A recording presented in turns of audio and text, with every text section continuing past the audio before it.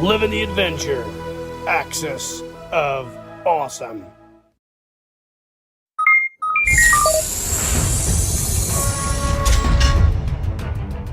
Incoming transmission.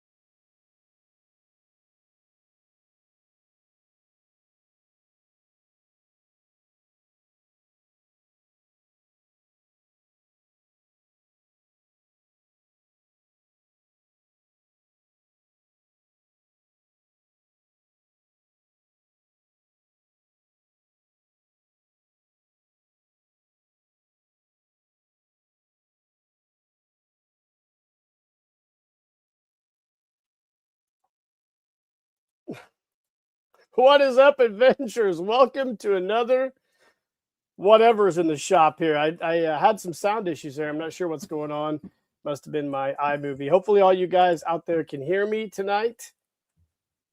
You hear me just fine? No sound. Okay. Well, heck. All right. Hold on here. Still no sound? There we go. Do you guys hear me now? Everybody good? All right. Wouldn't be a Skunkworks live stream if I didn't have some type of technological difficulty.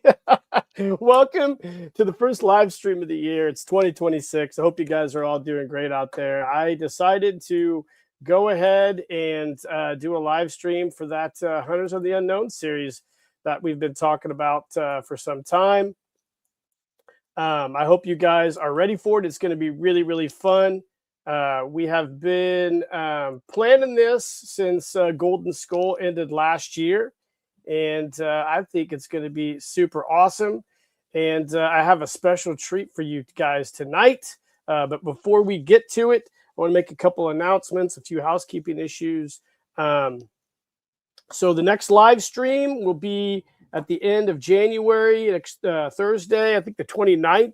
It'll be Mr. Jim Egner coming back to the shop to redeem himself after Stormtrooper Blastergate last year. That was super hilarious. At the time, it probably wasn't, but Jim's coming back to hang out with us and tell us what's been going on at the TK 560 workshop. After that, we will be having Mr. Jerry Gonzalez on as well, and it's going to be a lot of fun. I like Jerry a lot. He's a cool dude. He supports my channel and my Instagram page quite a bit, which I appreciate.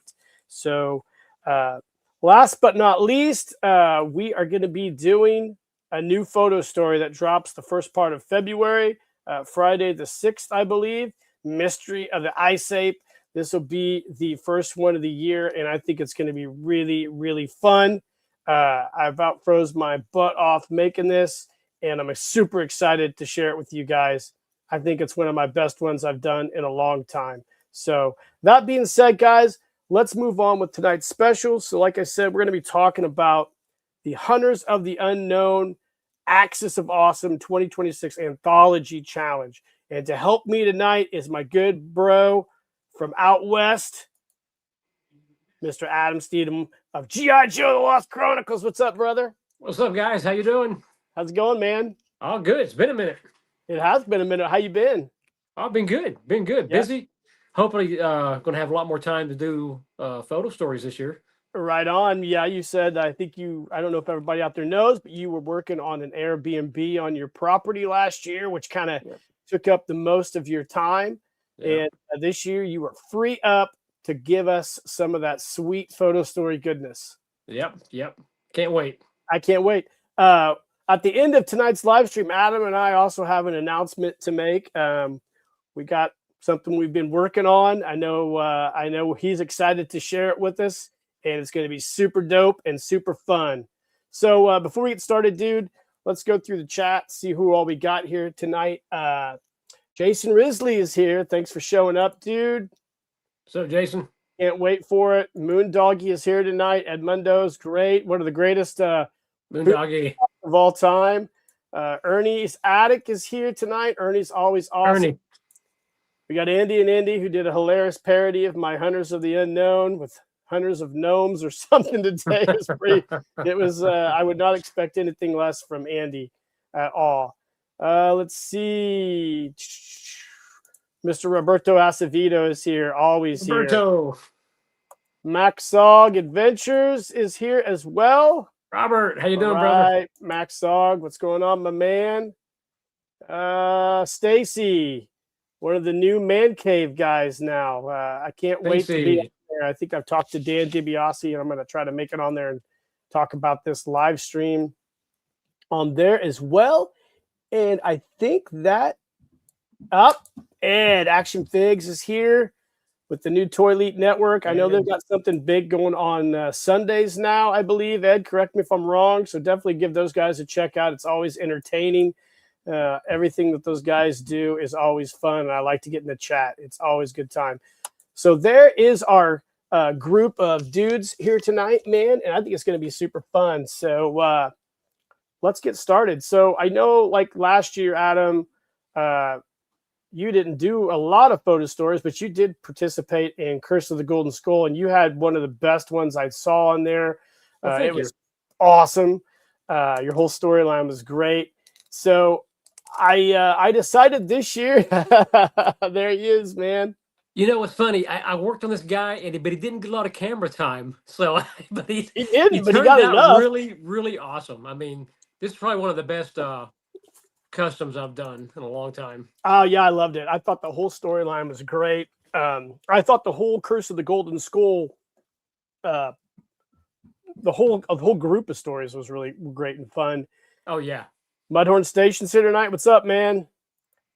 And I thought the storylines were very diverse. It was great.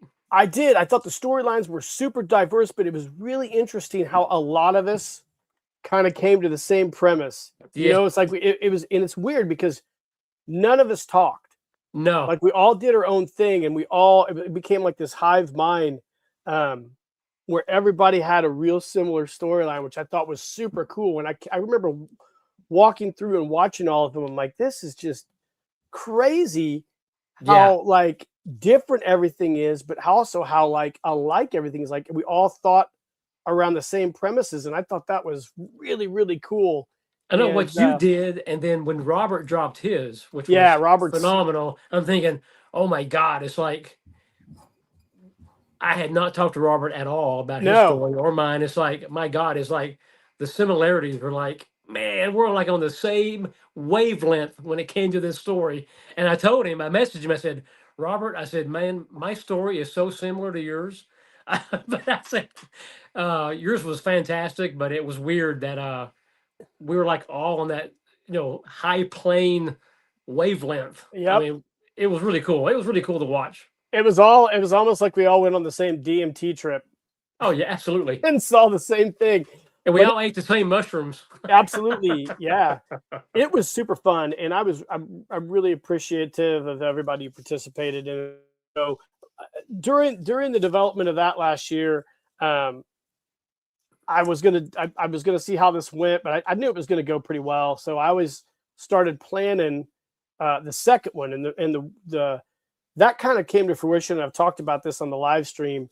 So Largo down there in Guatemala, I believe, Largo reached out to me, Ed, and maybe you. I think he reached out to you. Remember, he wanted us to create like an 80s commercial in a way for a TV show. Do you remember that? Yeah. He messaged us on Instagram, and that was back when he was really doing a lot of videos. And I know I created mine. I called it Hunters of the Unknown. And I really loved the way it turned out. Obviously, unfortunately, we never got a chance to share all those or anything. So I was sitting there looking at my cache of videos one night when I was doing Golden Skull, and I thought, Hunters of the Unknown sounds like a really cool premise for like a photo story. And I thought, Yeah. well, we've done Curse of the Golden Skull, which was, I think, weird to lead off with that because I was inspired by a golden skull that I had. But this one, I think, is going to be way more friendly to everybody who wants to participate. So I prepared a really cool video. Hopefully I got sound on this. I prepared a really cool video. So let's see if we do have sound that everybody can watch. So let's check this out, guys. This is our launch video for Hunters of the Unknown.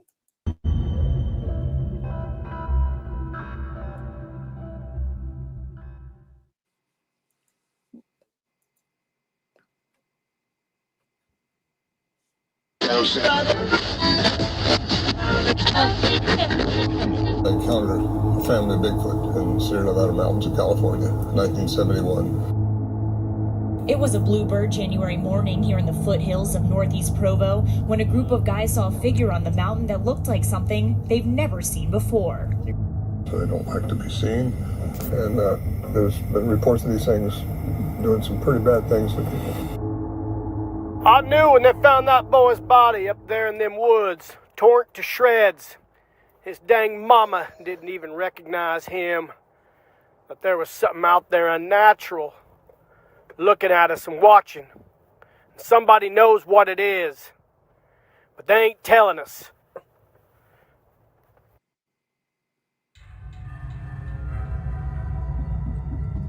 They move in the shadows of our world, whispered about in campfire tales, buried in forbidden texts, and caught only in fleeting glimpses. Creatures of nightmare, beasts of myth. But myths don't leave claw marks. Myths don't howl in the dark. And myths don't hunt the living. And there are those who chase those myths. The brave, the reckless, the desperate. The ones who know the truth is far more terrifying than the myth. They are trackers, scholars, hunters, adventurers who walk the thin line between truth and terror. From remote forests to the frozen tundra, from ancient ruins to secret labs, their prey is anything but ordinary. These are the hunters of the unknown, and their stories are waiting to be told. They don't just seek answers, they hunt the unknown. Hunters of the unknown. Every legend has teeth.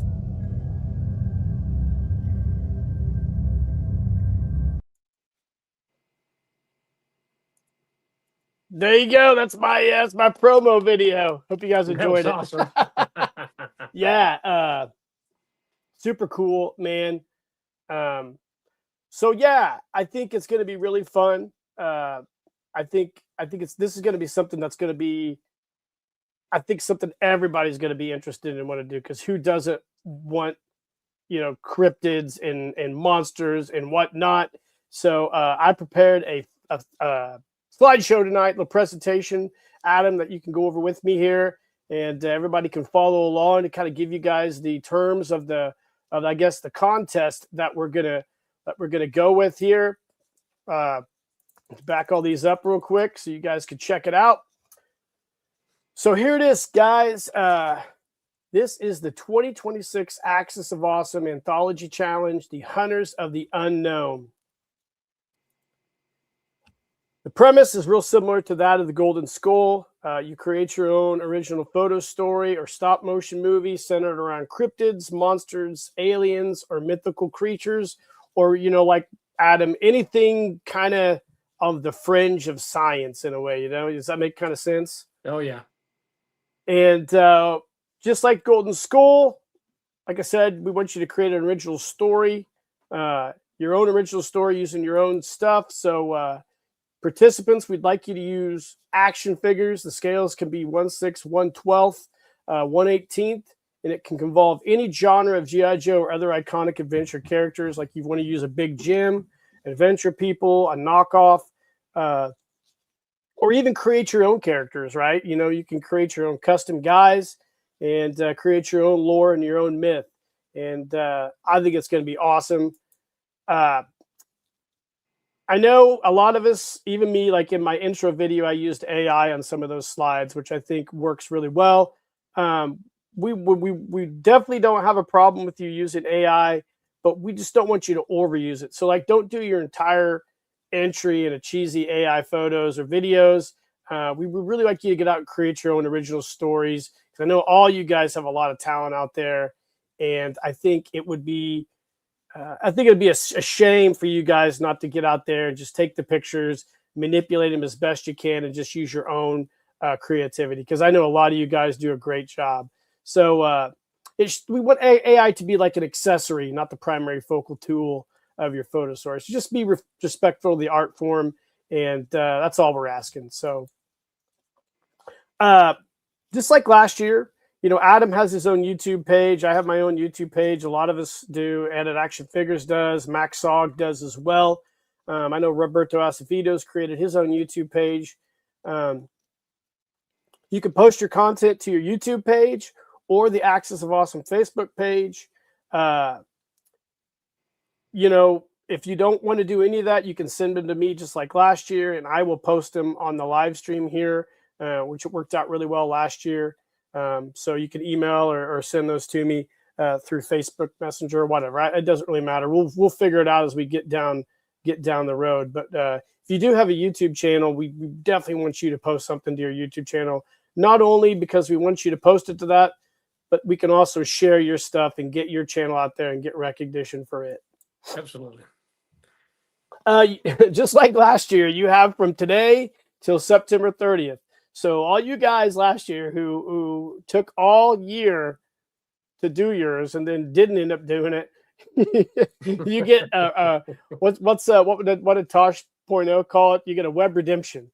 You get to try it again this year. Just kidding. I know a lot of you guys are busy, but we'd like you to finish it by September 30th, so I can take the time to post all the content, and then we'll showcase all these again through the whole month of October. I just think it's a really cool time to showcase monsters and cryptids. Okay, this is really important. So I want everybody to pay attention to this portion of it.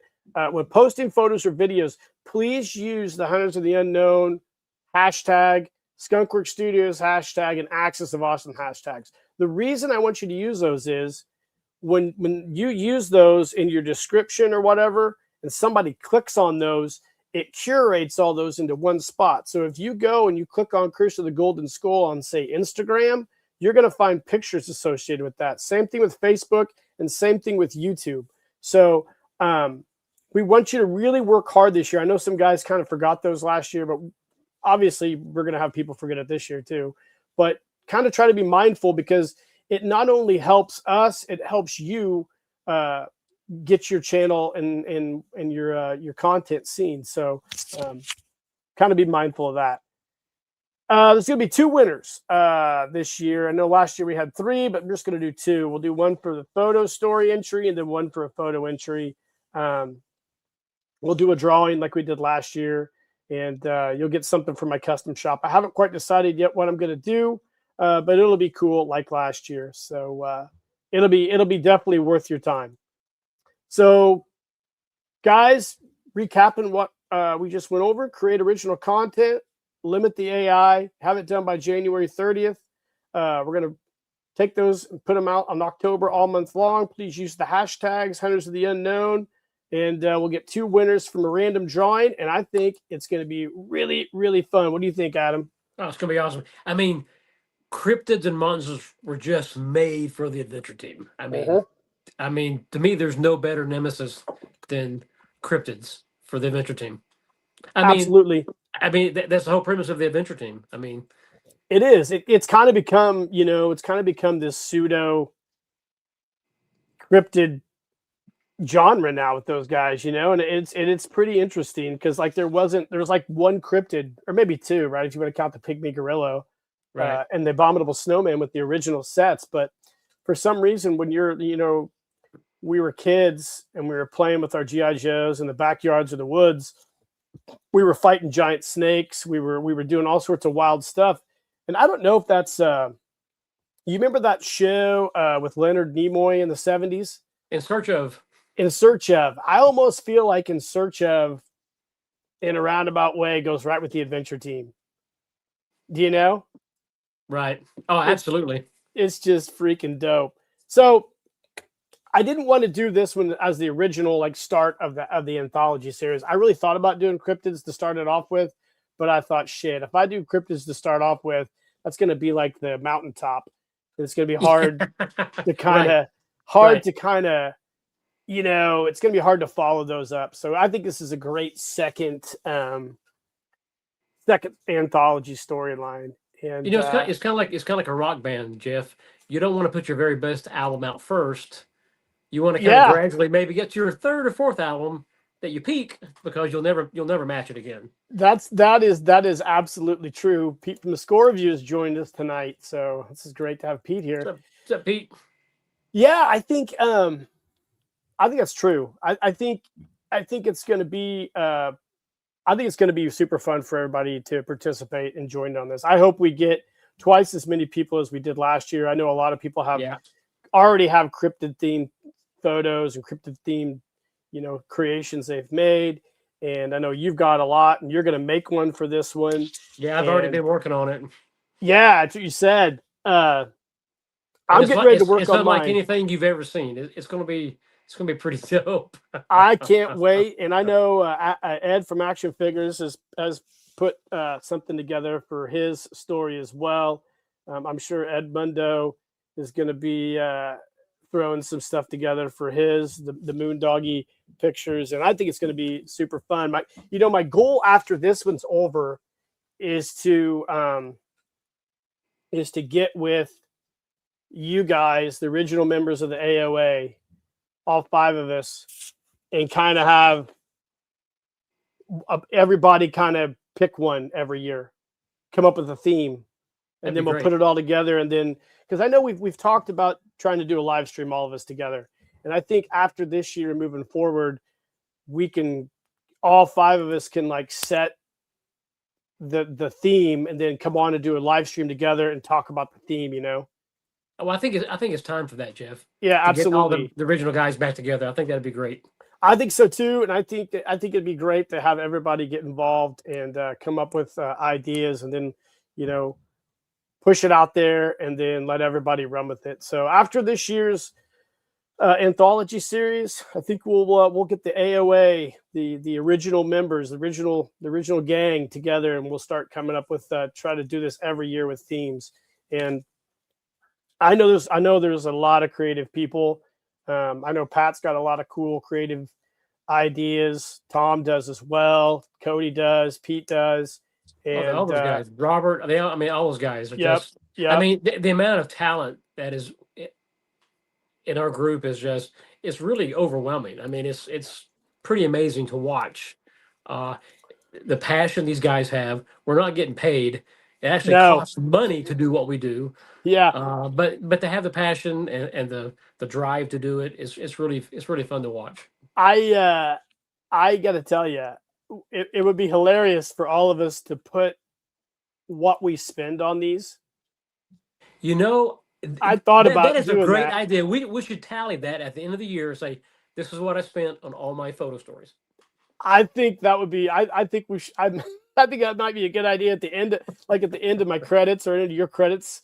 Yes. Look, this is what I spent on this photo story, and also, furthermore, I should tell you what I make on it, like through YouTube, because it ain't much.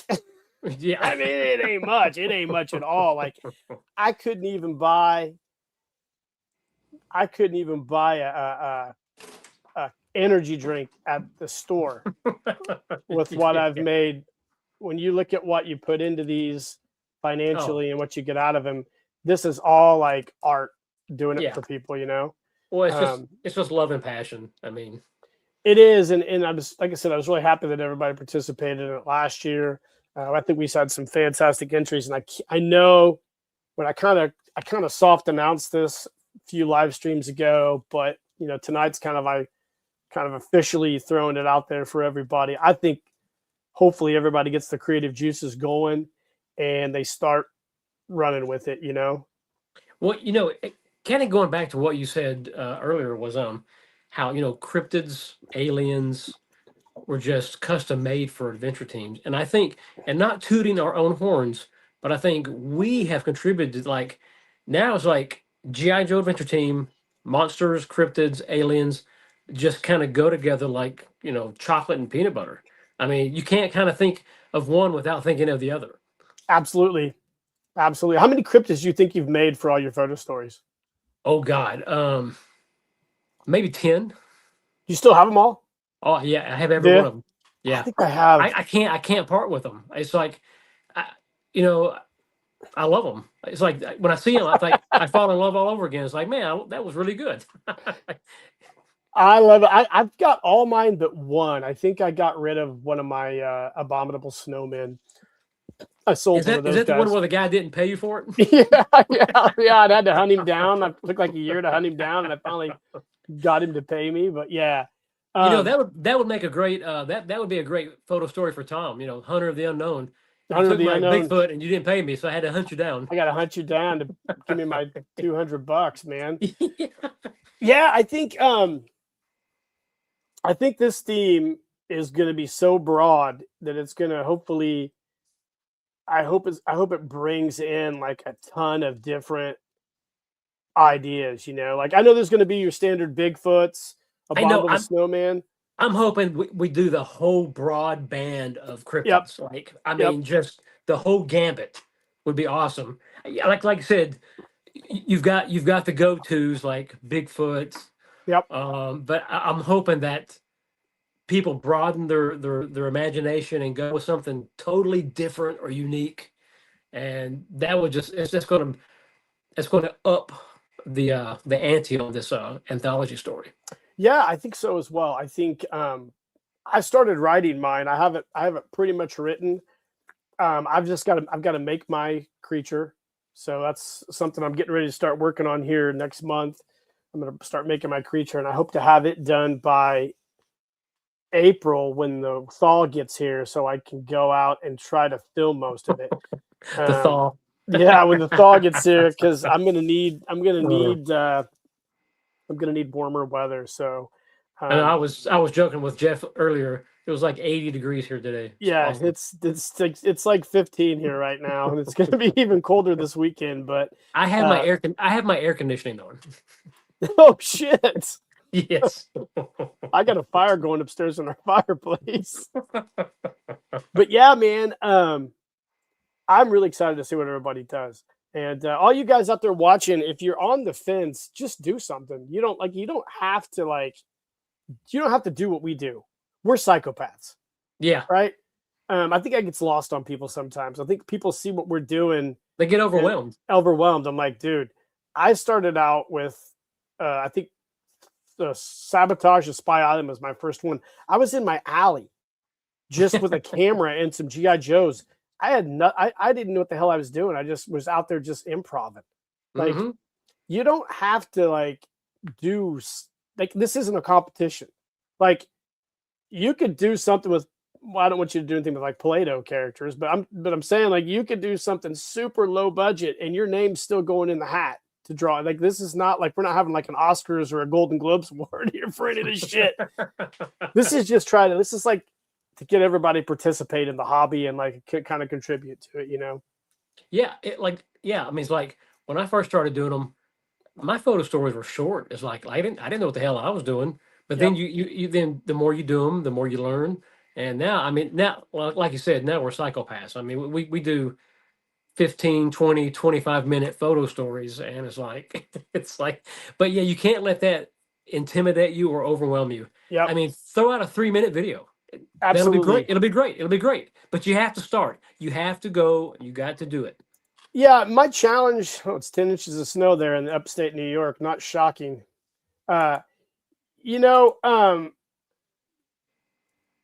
You can have an adventure team from another franchise. Yeah, just an adventure stuff. We don't really care. I mean, it can be whatever. You come up with your own story.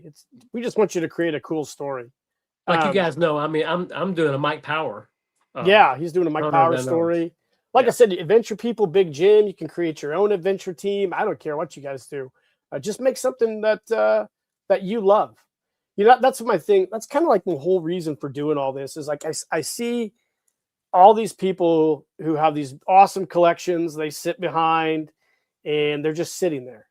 And I'm like, what in the fuck are those figures doing besides just sitting there? You know? And I want people to take their toys and go do something with them. You know, I mean, like, it's cool to have an awesome collection of stuff. I get it. But man, do something with it.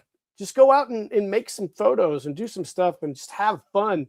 And you know, Dale DePriest said something that really has resonated with me on Paul Knapp's channel. Like, I think it's last year, the first time Daryl was on there.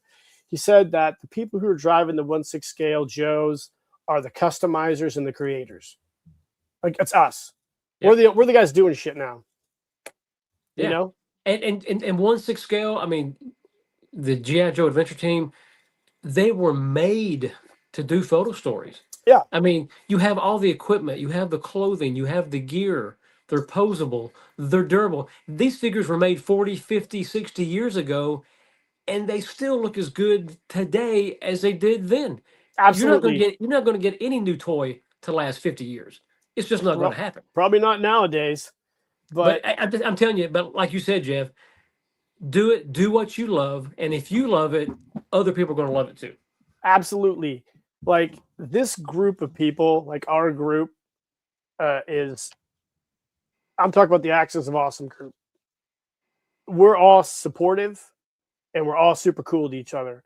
And you're not going to find that a lot in some of the other groups. I've been a part of a lot of other groups and stuff, and I'm sorry, I don't know if this upsets anybody who's running other groups. It's just not as cool because we're just cool with each other. A lot of us text each other. A lot of us are in text or message threads. We love everything each other does, and we support each other. We push each other, and we're always bouncing ideas off each other, sharing stuff with each other. And we're a cool community, and that's just the way it should be. We have a lot of people, and we all make each other better. Oh, for sure. And I really, really love the way we all interact, and that's why I love doing this stuff. That's why I kind of created this anthology stuff. You know, I think you remember we had a Actions of Awesome live stream a couple years ago. We talked about doing like an Avengers style deal where we all make a photo story that kind of goes together. Mm-hmm. And I knew it was going to be super hard to do at the time because a lot of us had different things going on. You know, some people had health issues, some people had family issues, some people just didn't have the time. So I'm like, eventually, I hope that we can get our small group together and do something for everybody like that, like you and I do.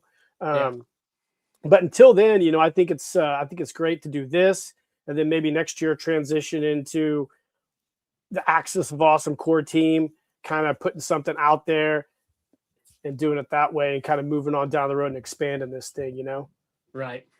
It should be fun. So, as we talk about that, you and I have a history together of doing photo stories with each other. Yeah, which I love. That's one thing I really look forward to every year. We didn't do one last year, but we didn't. But you were doing the Airbnb, so we didn't have time to do one last year. But we've done two previously. Yep. We did the 0 point, the quantum conspiracy was the theme, and then the Revenge of Orbitron. Yep. Photo stories, which both turned out great. If you guys haven't watched those, you definitely need to go check them out. They're really a lot of fun. Yeah. And we've also done supplemental photo stories that go with both of those. And those are a lot of fun too. But you reached out to me, I think at the I think it was after Golden Skull, probably last November or probably late last October. Yeah, it was. I think it was right after Halloween. And you came up with a theme and a title for us, and we agreed that this coming year, 2026, we're going to do another G.I. Joe: The Lost Chronicles Skunkworks Studios collaboration.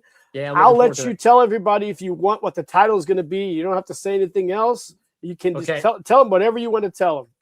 Okay, well, the name of the photo story will be Operation Corpsewood. It's going to be set. It's going to be an action man or a man of action photo story. It's going to be centered around World War II, which that is a favorite theme for me and Jeff. I mean, there's nothing better than fighting Nazis. We do that in almost all of our. They do, but this is going to have a really really different twist on it. You guys are just going to have to stay tuned. It's going to be a lot of fun.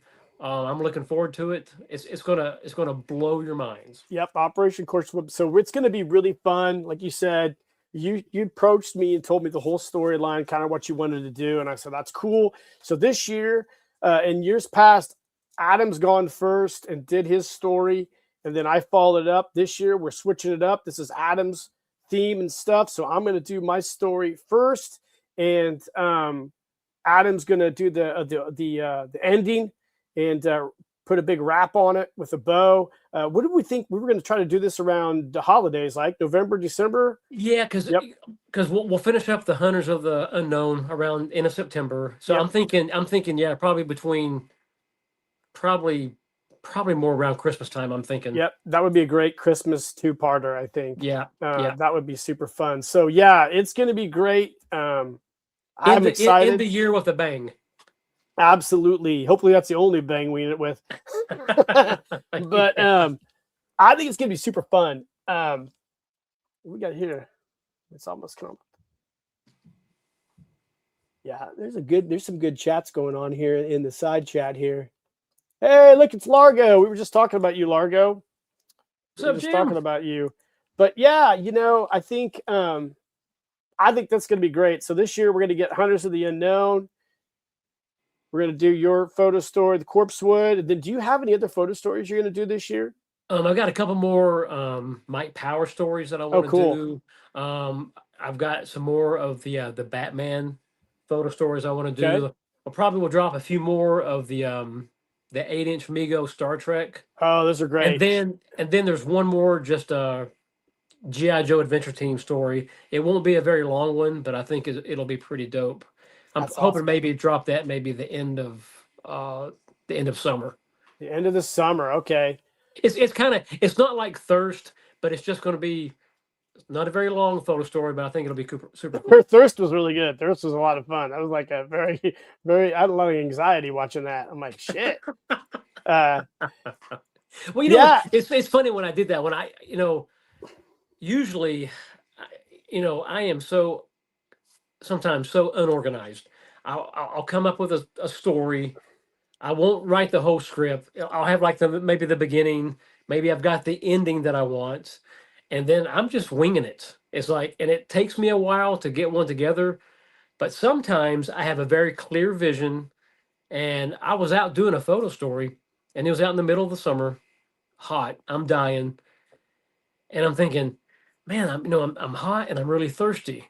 And I'm thinking, you know what? I think that would make a great little photo story, just a pure survival photo story. Yeah. And came together quick. I think I did it in like 2 weeks. It was a fun one to do, and I think it turned out pretty well. It turned out great. Yeah, it is weird, like when you start doing stories, and then like you're doing those, and you came up with another idea, and you're like, shit, I want to do another one now. Right. And then it kind of all just starts forming, and next thing you know, you think you're done with one, but you're starting another, and that's kind of what happens to me. Yeah, actually, I kind of count on that. I'm hoping that doing one story will, influence another story. I hope so. Yeah. I have probably, I want to say 6 planned for this year. I don't know if I'm going to realize all 6 of them. It just really depends on how much time I have. Yeah. I'm pretty pressed for time. But Well, I can tell you that the 2 big photo stories we got going this year is going to take a lot of time. I mean, that's going to take up a lot of my time. Yeah. Because I really want to spend a lot of time on these and really just make it epic and make it great. And for all you guys out there who don't let that scare you or intimidate you, like I said, me and Jeff are psychos, and Robert's a psycho. We just are who we are. But don't let that scare you of not trying or doing one. Yeah. Go big or go home. So I tell everybody, like, I know Robert's going to probably go big. Oh, you're going to go Robert big. always goes big. Yeah. Yeah. His photo story was just like, I mean, I It had was to go back and 45 watch minutes it. long. Oh, I know. It was like, holy shit. It was like a fucking movie. But it was so well done. It was. It was epic. I started it, and I'm like, 45 minutes. Holy shit. And then I was Yeah. like, it seemed like 45 minutes went by like super quick. And you're like, Yeah. oh my God. Yeah. Yeah. And he did it blind because his eyes from painting those robots. And I was like, oh, this guy really went. And I think he had some family issues too at the time. And Yeah. he managed to pull it all together and put a 45-minute banger out there. And I'm like, But holy shit. I think his was probably one of the top ones. I mean, I think Oh his yeah, was, it was one of the yours and Yeah. you and his were really really good. Moondoggy had a really cool story with the Viking. they were all great. They're all great. I enjoyed Random Old Geezers. Yeah. How he ties it into his lore, Yep. and I loved it. And this one here, the Hunters of the Unknown, I think this is going to be easier for people to do. As compared to the Golden Skull, because it's just going to be more approachable. I think. Well, I think kind of the story kind of writes itself. I mean, you're dealing with cryptids and monsters. I mean, all you Yep. gotta do is watch some television shows. Go on YouTube. I mean, read a Yep. book. I mean, the story almost writes itself. Yep, it is. It's you can pull from so much stuff, and so many resources you can pull from. And it, for people who are like creatives and who like to make stuff, this is going to give you several months to make something. I know you've used other action figures and modified them, which is cool. If you guys want to do that, if you guys aren't really sure how to make stuff, do something like that. Or if you want to buy your cryptids, who cares? I mean, just really focus on doing your best. Like, don't worry about anybody else. Don't worry about what we're going to think of it. I've always said, like, if you can watch it and you're like, this is dope, then put it out there for everybody else. Like, if you like it, don't worry about what anybody else thinks. Like you were talking about earlier, like, and I will finish a photo story and I'll watch it 2 or 3 times. Then I'll fix it. Then I'll upload it to YouTube and I'll let it sit for a week. Then I'll come back when I don't have anything else going on, and I'll watch it again when it's out of my mind, and I'll watch it again. Okay, I need to fix this. I need to change that. And usually I can get them pretty close, but then you come back 6 months later and watch it, and you're like, God damn it, I don't like the way that sounded there. But that's because I know. Yeah, I know.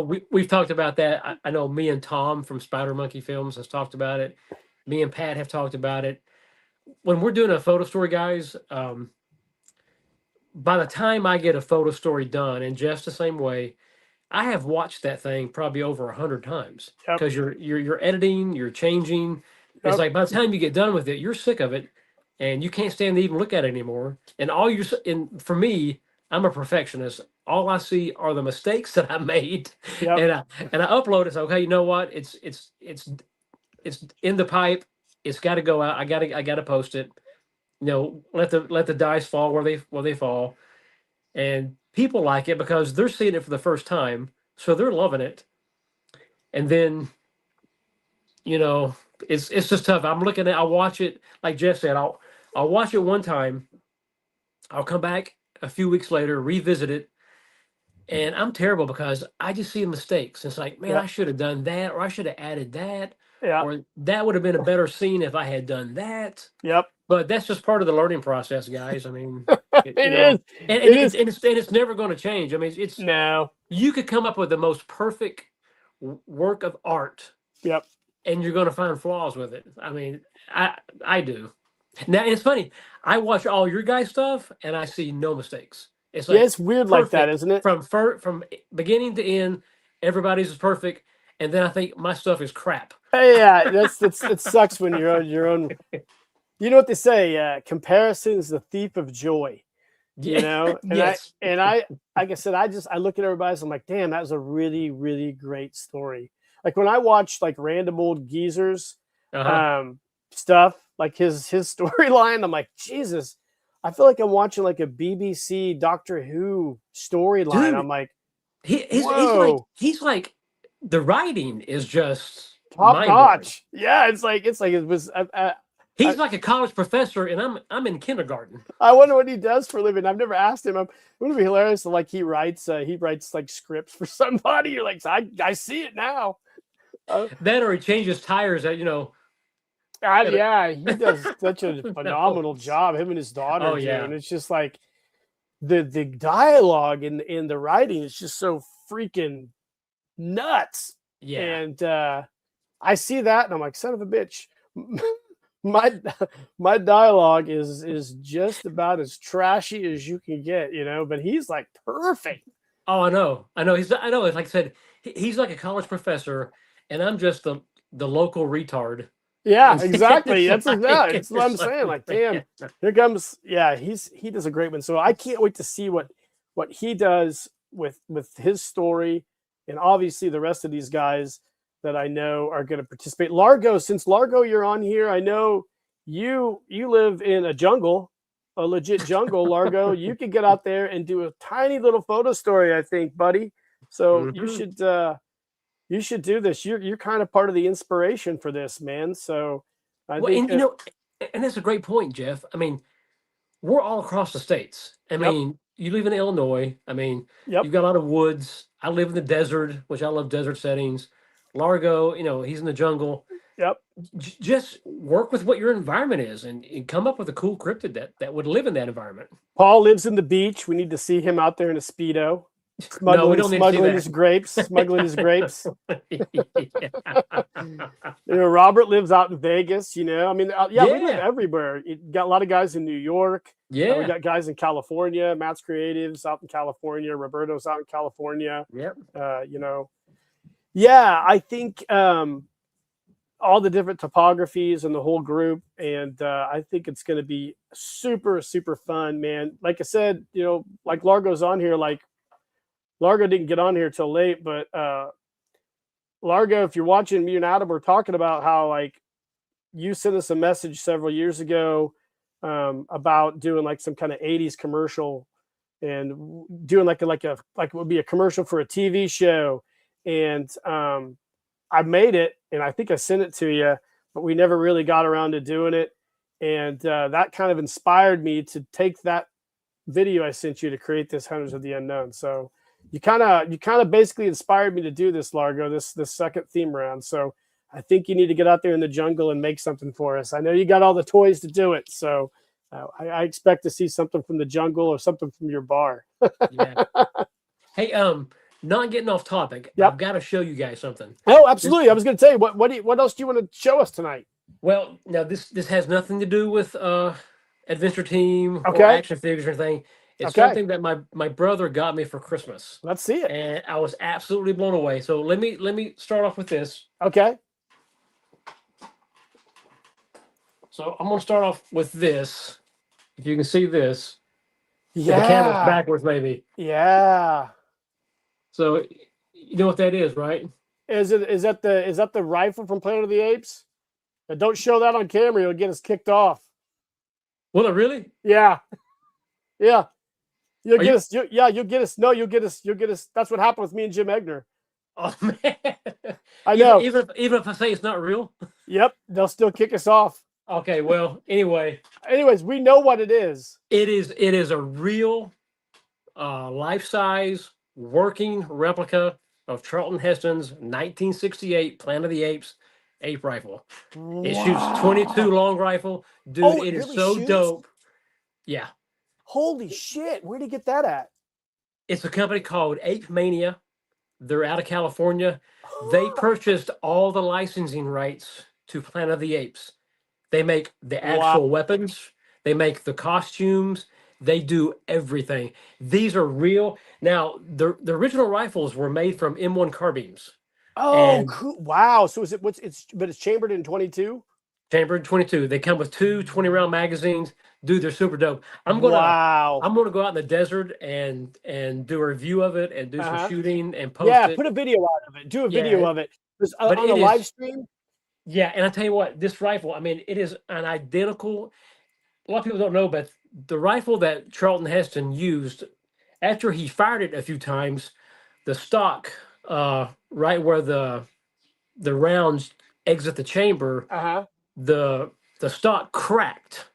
Okay. So this company actually incorporated that same crack into the stock, and on the sling, the sling that attaches to the butt, Okay. it has a 2-knot tie, and at the barrel is a 3-knot tie, which is exactly how Charlton Heston had his sling in the movie. So it is identical working replica. It is amazing. Wow. Yeah, you do a video of that and show it on Yeah. your channel. Yeah, because this is what happened. So last year, I had Uh-huh. Jim Egner on the very first live stream of the year. And Jim made a prop blaster of the Star Wars blaster, the Stormtrooper blaster. He Right. got the gun, the gun it was modeled after or whatever they used to make the prop, and made one from scratch. Yeah, they're British. They're British tins. What they? Yeah, throws it up there on the screen. Mm-hmm. Star Wars blaster. My stream just goes gone. No kidding. I had to Wow. I had to jump through a shitload of hoops to get the stream put back up, but they wouldn't put back up the part with the gun, so they cut it. So Wow. everything before that's up there, but everything after that's gone. Well, I'm glad you caught me before yeah, I did it. Yeah, I'm glad they suspended my. They didn't suspend my channel, but it was just a real pain in the ass. So yeah, I don't know what it is. You can do a video, you want to do a review of that for your video and put it out there. You're fine. You show that on a live stream, they fucking snuff you like that. Wow. I know one of the guys, I think it might have been Ed. If Ed's out there, he might be able to tell me.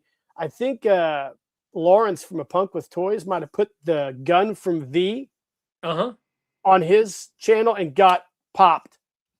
Wow. Yeah, any type of firearm. It doesn't matter if it's if I had a Buck Rogers ray gun from 1930 and put that on screen, they'd cut my stream. So you got to figure who the hell's watching. It's a bunch of dumbasses. It's probably an algorithm that doesn't recognize the difference between. Well, first of all, it's my opinion that you should be able to show, as long as you're not doing anything, you're not murking somebody with the pew pew on screen, you should be able to show anything you want. You're not hurting anybody. Right. I can whip out a knife and have a knife on here, completely fine. Firearm, absolutely, unequivocally, they will shut it off. Wow. It's stupid. It makes no sense. And there's nobody can defend it. I don't care what anybody says. You can't. It's just stupid. Well, it's anyway, blatant censorship, and it's dumb. It is dumb. But anyway, it is a super dope rifle. I can't wait to see it. I knew what it was when you showed me that case. I'm like, oh shit, don't show that on camera. Yeah. We'll be. It's a wonder they didn't shut off with showing the case. Nah, the case isn't going to make any difference. No, you got some blue-haired yo-yo somewhere who's, they have people that monitor that too. They have people monitor, but they're ideologically driven, and they're going to see a firearm and they're going to automatically just fuck with you because that's who they are. They're just They have no moral code or anything. They're just dummies. Well, it's funny. The 1968, the original Planet of the Apes, the rifles were in black stocks. Okay. Now in the remake, Beneath the Planet of the Apes, they did wood stocks. Wow. And my brother is purchasing one of the wood color stocks. But they're dude, they are super dope. And it was funny. This company is so cool. When my brother purchased this rifle, they actually go out and they test the weapon. They do a video and they personalize it. They say, "Hey, Jason, this is the weapon that you just purchased. We're going to shoot it. This is how it works." And then they send you the rifle. They send you the video, the personalized video. It is a super cool company, Ape Mania. You got to check them out. Wow. So your brother, did he just show up at Christmas and give it to you? Did you? Yeah, he flew in. He flew in for Christmas. Well, Did he fly with it? It was before Christmas, and he brought it on the plane. But he can do that because he's a police officer. He can.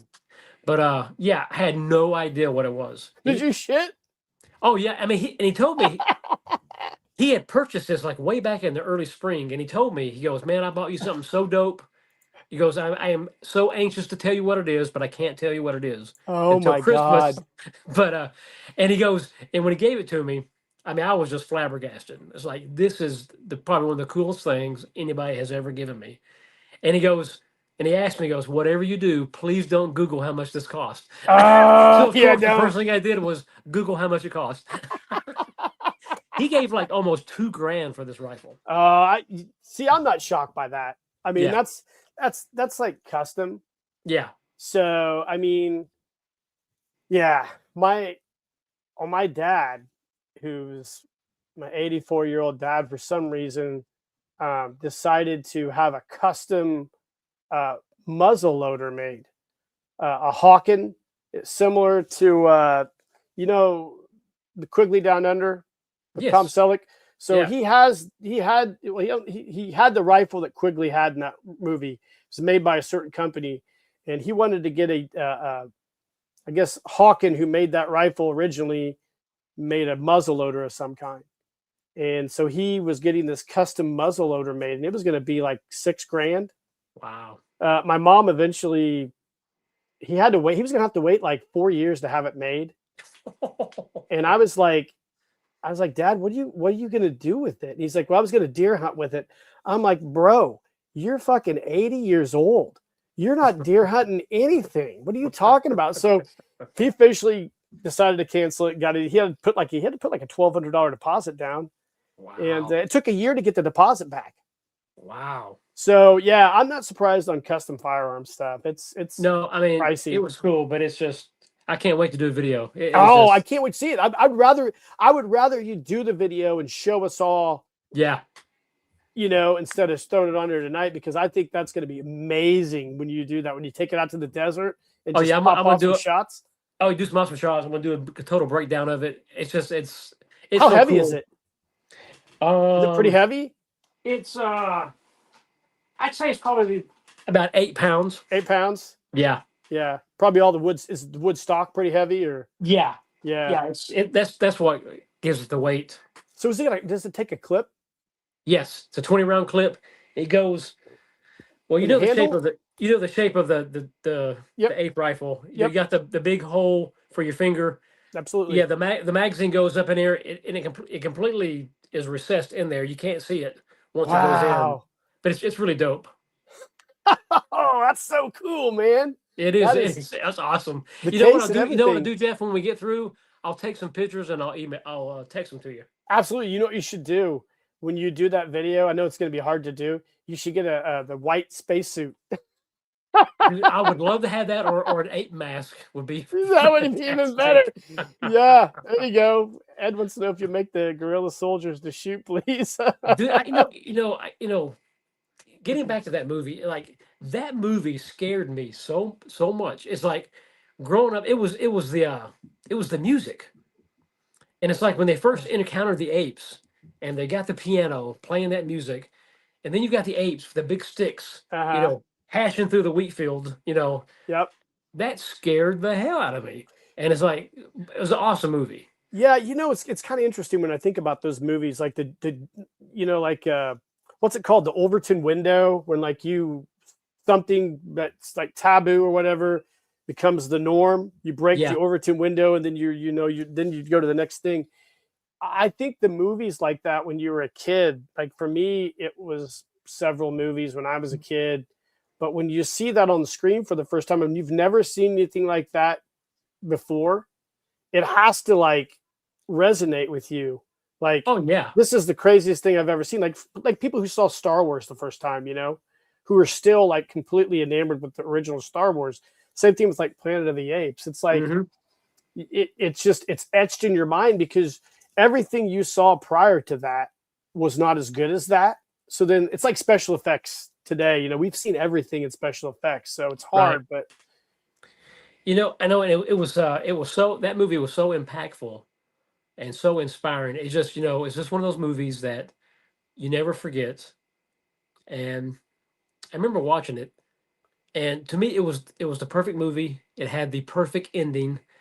But then, they did remakes again Yeah, and again. I mean, they of did course. like 4 or 5 remakes, which all were horrible. of course, But to me, it just had the perfect ending because, okay, you think, okay, they landed on this strange parallel planet, where apes, are the top level, you know, in society, and, Yep. and humans are like animals. But then you come to find out they're back on Earth. Like they never, it was just, that blew my mind. He's walking on the beach, and there's a Statue of Liberty torn to pieces, washed up on the shore. And it's like, Yep. damn. Absolutely.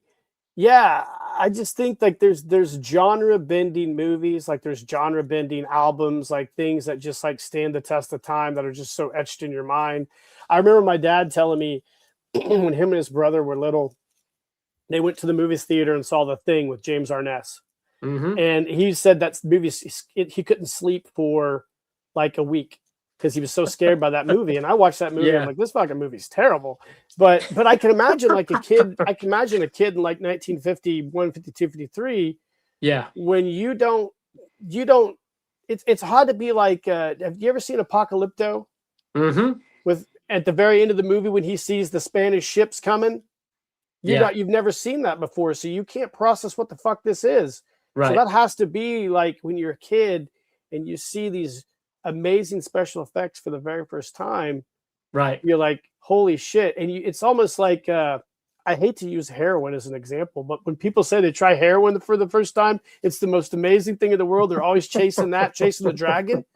Yeah. I think of this like when you're a kid, when you see a movie like that for the very first time, you're chasing that high the rest of your life because you're not only chasing what you just saw, but you're getting older. Technology is getting better, but you're never going to capture that feeling again. I don't think it's hard. Right. I know. And you take that movie. I mean, the special effects are not great, but they hold up. You can watch it now and it still looks great. It's a great story.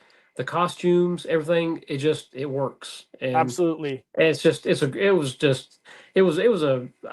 a life-changing movie for me. I mean, there was several movies like that. Like it was that, like I said, Star Wars, Jaws. Oh my God, just so many movies. Yep. It is weird. Like when you look back, I had a conversation with a guy today about 1986. 1986 they consider to be like the best movie year of all time, and I didn't realize that. So we started looking at all these movies around 1986, and I'm like, holy shit! Somebody Google 1986, and you can see all the movies that came out this year. Also, all the rock albums that came out that year. It was like, Oh yeah, unbelievable. You had Poison, who Look What the Cat Dragged In, Van Halen 5150. Slayer, Rain of Blood, Metallica, Master of Puppets, Megadeth, Peace Sells, But Who's Buying, Candlemass, Boston's Third Stage. Flotsam and Jepsen had one. Like they just like there's a giant amount of albums that came out in 1986. I'm only 12 years old in 1986, so I'm just getting into metal, and but I know the movies. All the movies that came out in '86 were crazy. You're like, holy shit, this is a wild year. I think 84, 85, 86, 87 were just... Society peaked. Yes. Yeah, you can say that. Yeah. It did. Yeah, and it's great. And when you're a kid and you see something that you've never seen before, like Planet of the Apes, Star Wars, or you hear music that you never heard before, whatever else, it's a great feeling. And like I always tell everybody when I play with toys or I go out and do stuff, or I play with my son, or I do something, like an old toy, it's a time capsule for my memory. Yeah. It helps me pull a memory back from when I was a kid, like a happy memory. Yeah. And movies do that, and all these other different things do that for me. I don't know about you. Oh yeah, comics do, music does, movie does. Thinking about movies, there was two horror movies that really stuck with me. One was Scanners. I don't know if you guys... Oh yeah, Scanners was real good. That was like mind-blowing, literally and figuratively mind-blowing. Yep. And then there was another kind of a B movie called Phantasm. Phantasm was one of the best B horror movies of all time. Dude, that the tall movie man scared the living Jesus out of me. Oh, dude. And the that was a wild movie. Ball with the ball. Just a wild movie. And a great, yeah. I mean, and I can't, the guy who did Phantasm did a few other movies too. Like he was a famous, was it Joe Lonsdale? I can't remember the guy who did it, but he did a lot of cool movies, like just B movies. Yeah. And Phantasm was great. Well, John Carpenter's kind of the same way. Absolutely. I mean, but has become a cult classic icon. Absolutely. He's done so many great cult movies, and you can name a ton of them. He's done so many, especially in the 80s. Yeah. He had a run of movies in the 80s, like Big Trouble, Little China, The Thing, Halloween, Halloween 1, 2. I think, did he do Prince of Darkness? He might have done that one. And did he do what was the one with James Woods, the vampire hunters? Oh, Daybreakers? No. I know what you're talking about. Yeah. What is the name of that? Somebody will know on here. It had James Wood. He was sanctioned by the church to hunt vampires. Hunt vampires. I know what you're talking about. Really great movie. Really great movie. Vampires. I think. Was that the name of it? Vampires. Yep, that's the name of the movie. Okay, Vampires. There you go. He did another one with Sam Neill. I think he did the Sam Neill movie. I can't remember. He did a lot of great movies. Didn't he do The Thing too? He did The Thing, yeah, with Kurt Russell, which is Kurt Russell, one of my favorite movies. Oh, that's growing up. I went to the movie one. theater and saw that. And I'm like, yeah, this fucking movie's awesome. great movie. Well written. Yeah, absolutely cool storyline. I thought it was cast well. Like, it was a good movie. I guess they're gonna. I heard that Kurt Russell's in for a sequel to it. Really? So I hope they don't fuck it up, because I hate sequels if they suck. Sequels are a tricky thing, because they can be. There are a few exceptions where the sequel was better than the original. Yes. And one of the first ones that comes to mind for me is Star Trek. Star Trek, the motion picture, sucked. Yep. Star Trek 2, The Wrath of Khan. Awesome. Great movie. Awesome. Yep. Awesome. Yeah. Better. I mean, just, you couldn't, to me, that topped. They never got better than that. I would say like Empire Strikes Back was like kind of like the high point for me with Star Wars when I was a kid. Yeah. I mean, just all the ending and everything. And then it's like, I don't know if they can do that anymore with movies. I don't see it. I don't know if anybody out there in the comments knows of a series now that the sequel's better. It would have to be movies where you like Harry Potter, where you've got multiple books, so you've got the story. But like an original story, I don't really know. I know I'm excited for Godzilla -0, the sequel to -1, because I thought -1 was the best Godzilla movie of all time. So it's coming out next November. I'm excited to see how they do with that.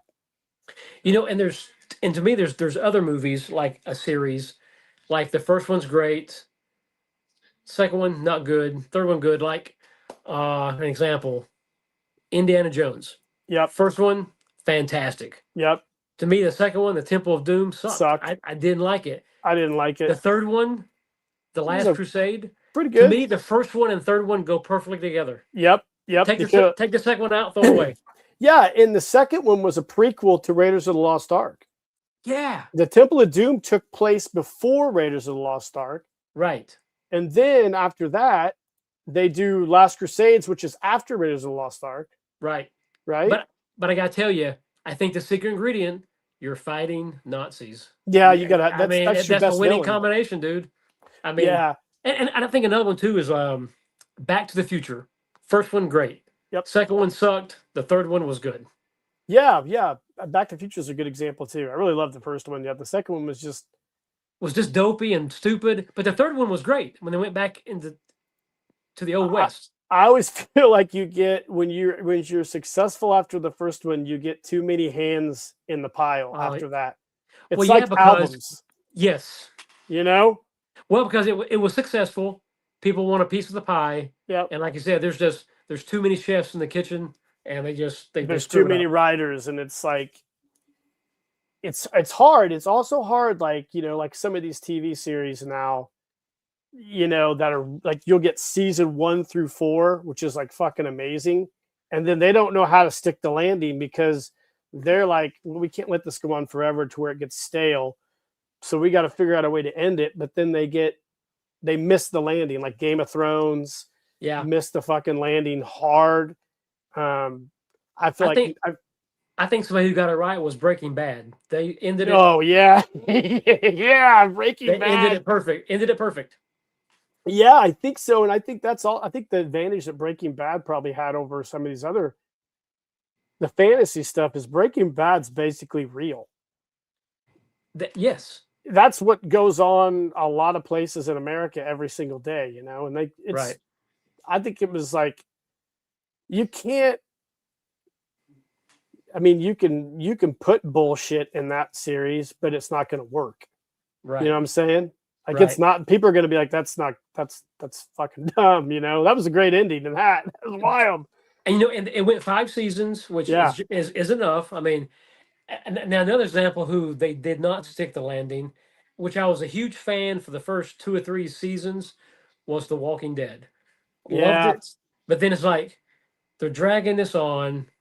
You know, and eventually I just got zombie fatigue. It's like, you do get that, and they're coming out with a new series. I think it's better to end these after 2 or 3 seasons, let everybody want more, come back 2 or 3 years later, and see if it still resonates with people the way it did.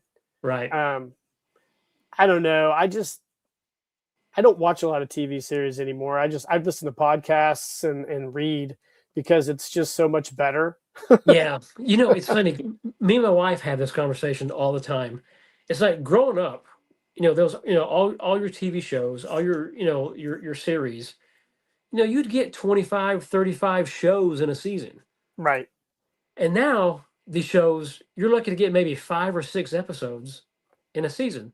Yeah. And then they don't come back for like a year and a half. Absolutely. It's like, what? I don't, you know, I don't get it. I've not seen Troll 2, James. I have seen Troll 1 on Netflix. It's pretty good. But yeah, you know, I listen to podcasts more than anything. A lot of people ask me, like, where do you get all your ideas for all your stuff? And I like, usually it's by reading books or listening to podcasts. And then, you know, a lot of inspiration from comic books and shit as a kid. But yeah, I don't watch a lot of stuff anymore. I try to. It's super hard for me to get into anything anymore. I don't know why, but I'll tell you what I do watch.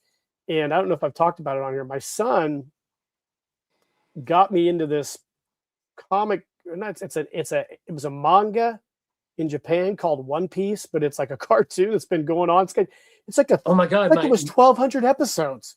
Yeah, my wife's son is into those cards, One Piece. Like, I mean, holy shit! The Pokemon and the One Piece cards are like, oh my god, dude. It's unbelievable. The following and these things have. I started watching this series. we were sitting there one night. He kept telling me all about the characters, and I'm like, I had no idea what he was talking about. And there's only like 1 million characters. Oh my god! And then we one night we had a subscription to Crunchyroll for a little while, and I decided to look it up. And there's a movie, so we watched the movie, and I was sitting there watching it with my wife, and I was laughing, and we kept looking at each other, and I'm like, "This is not bad. Actually, this is pretty good." And so then she's like, "We have Netflix." She's like, "There's the actual series is on Netflix," and I'm like, "Oh, so let me look on there." 1,000+ episodes. I'm like, holy shit. So I had to do a deep dive on this shit. So we started watching it in November. We're into we're 200 episodes in, and I love it. But they dragged each episode out, but I'm addicted to it now. So we'll watch it on Saturday mornings together after I drink my coffee. I'm just like, this is wild. It's a great storyline. I think it's, like I said, the guy's been writing the manga since 1998. Wow. And he's supposed to finish it this year. So It's great. I mean, I really love it. I think the only one that's been going on longer than that is Golgo 13, the professional. It's been going on since like 65, I think. Wow. And that's wild. Yeah. But I don't watch a lot of other stuff. I listen to a lot of podcasts. I tell you what I'm listening to right now, which I think it's absolutely the coolest podcast. If you like UFO reverse engineered technology is this podcast of this YouTube channel called American Alchemy. Okay. It's fucking wild. I love stuff like that. Oh, you check it out. It is absolutely wild. It's super fun. They come at it from a very, I wouldn't say they come out at, they're like the Y-Files where they come out with, try to debunk everything. They just break everything down, analyze it. They do all these deep dives into like declassified documents and shit. And you're like, whoa, what? Oh man, they've had some great episodes on there lately, just about anti-gravity, reverse engineering shit. And it's just like, and it's so crazy because you'll watch this and you will be like, you'll listen to these people and you just got to ask yourself, who's working for who's psyoping who, and who's doing all this. You're like, and it's really funny. It's interesting. I think it's great. It's American Alchemy. The guy's name is Jesse Michaels. He's very interesting. I listened to him the very first time on Joe Rogan Experience a few months ago. And I was really fascinated by the kid. And then I just kind of one day started listening to his stuff. And I'm like, this is pretty fucking wild, you know? Right. So I love it. I send it to my dad's a huge UFO skeptic. So I send this shit to him all the time to make him watch it. Or there would be good inspiration for a photo story. Absolutely. Absolutely. It's the UFO stuff, you know, like the bell, the German bell, the Nazi bell, the Die Glocks. Yep. Just, dude, I am all about that stuff. I am too. Absolutely am fascinated by that stuff. I am too. You know, the Y-Files did a great episode on Nazis escaping Germany and coming to the U.S., Operation Paperclip, and then Argentina, and all this stuff. And it's so fascinating when you watch this and you see the people who try to debunk it. Yeah, you know, and they debunk it they try to debunk it so hard. You're asking yourself, are these guys working for the fucking government? Right. Well, I mean, and you look at all these declassified documents that they have. Yep. And like I used to love that show, Hunting Hitler. Absolutely. You know, and it's like people don't realize that the FBI was actively looking for Hitler up until 1948. So, they were. So if you really believe somebody died in 45, you're not actively looking for them 3 years later. Yeah, I love it because, like, you know, when they declassified some of the Kennedy assassination files, there was that one paper in there from the FBI where they approached the CIA and basically said, we believe Hitler's living in Argentina. And the CIA station chief told the guys, like, why are you wasting your resources on this? Right. We need to be doing something else. Right. And you're like, wow. That wasn't a denial. It's like, why are you it's just like, what do we do? And like, time? that's why I tell everybody when people, when all these yo-yos, you know, talk to me about conspiracy theories and, oh, you're a conspiracy theorist and that's been proven false. I'm like, has it? Like, who told you it was false? Because I always like to say this. They told us a lot of shit during COVID that proved to be not fucking true. So you're sitting here telling me that you're going to believe that they couldn't pull the wool over your eyes in the 1940s, 50s, and 60s when they controlled everything? Well, first of all, I'm like you. I love a good conspiracy theory. Me too. But, you know, and I've come to realize now, maybe it's my age, but I come to realize that everything you were taught, everything that you thought was true, everything is a lie. Absolutely. Everything's a scam and a lie. And like I said, back then they had control over everything, the media, everything. Yep. You keep telling me that they weren't telling you the truth Oh about stuff? my God. No way. No way. Oh, I'd laugh at all that. When you start looking at just history and just looking through books and stuff, and you're just like, huh? What? This doesn't make any sense. And then, you know, I love it. You know, the government made up the term conspiracy theory to discredit anybody who was questioning the Kennedy assassination. The government was the ones that did that from the beginning. So it was just like, okay. But I love it when people are like, I love it when I talk to people about things and they're like, oh, that's not true. And I'm like, okay. You know, I'm a straw man guy. I'm like, okay, so right. All right. Right. Okay. whatever you say, dude. I've looked into it. Have you? But at that time, they had the power and Oh, they controlled the narrative, and they absolutely. they, they spoon fed you exactly what they wanted you to think and know. I mean, like the Kennedy assassination might be one of the most fascinating, like the very first conspiracy, right? You're talking like the Kennedy assassination, Yeah. and we have all this weird evidence, but the narrative that they pushed was just completely wrong. And to this day, they won't even admit it. I know. It's Wild. funny. You look at let's say like an assassination or a murder investigation. A normal murder investigation, you start from the beginning and you actually come Yep. to an end with the conclusion and everything. This is not the case. It's Yep. like the more you know, the more you don't know, the more Absolutely. questions there is. And it's like, that's not the way normal events transpire. Absolutely. It's so wild. And when I look at the 60s and 50s, and you start looking at all the shady shit the CIA did, and you're like, wait a second. They were gonna, like Operation Northwoods, where they were gonna crash an airline full of American citizens and blame it on the Cubans. Yeah. And Kennedy, like the declassified documents show that, and you're like, they were gonna do that, And then you think it, yeah, and you think it, who thought that was a good idea? fucking Alan Dulles. I mean, there's some just what. That's why it's funny about this UFO reverse engineering programs. There's like such a long tradition of just scumbags covering things up that it's like it's gone on for so long. They probably can't disclose it now because they're probably all afraid to go to jail for lying, concealing like all this shit. It's just like it's the fun. I love conspiracies though. Oh, me too. Hang on one second, Okay. Jeff. Okay.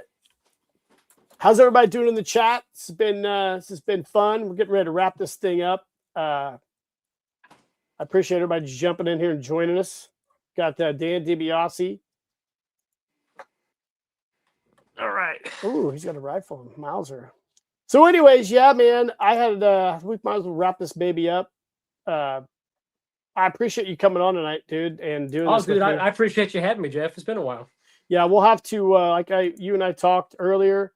We'll do a live stream here this coming spring sometime and talk about our collaboration stuff and let everybody know what we got going on for that to get everybody kind of excited for that. So before we go, Adam, before I let you go, tell everybody where they can find you, what you got going on. You can find me at G.I. Joe, The Lost Chronicles. Like I said, we're going to be doing Hunters of the Unknown, great anthology story, part 2. Me and Jeff have got a great photo story we're going to be doing called Operation Corpsewood. And then, of course, I've got hopefully some more Mike Power photo stories, maybe some Star Trek Mego photo stories, and just want to try to do more this year than I did last year. Absolutely. We can't wait to see what you got going on, Adam. Thanks for coming on tonight, brother. Thank you, man. I appreciate it. Stay cool out there in that dry desert heat, my bro. I will. Later, man. See ya. All right, guys. It's been a fun time. Like I said, Hunters of the Unknown. You guys go back through this presentation and stuff that I did tonight. I apologize for the sound at the beginning. I really appreciate you guys tuning in tonight.